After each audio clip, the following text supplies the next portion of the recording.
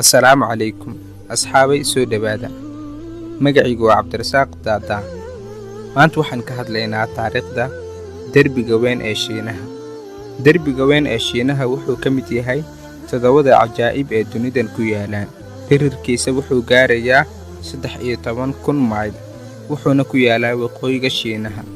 Markii ugu horeysay oo la dhiso waxay ahayd 204 miilaadiga ka hor.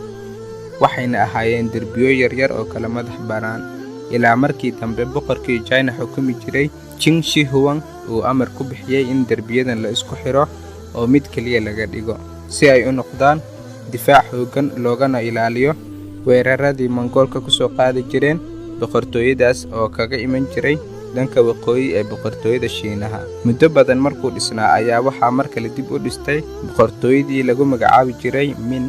ku dhawaad 600 sano ka hor ayayna dib u dhiseen.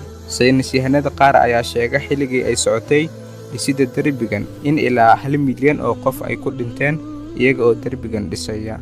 Dadkii dhisayay si wanaagsan loolama dhaqmi jirin maadaama ay ahaayeen kuwo ciqaab looga dhigay inay derbigan dhisaan.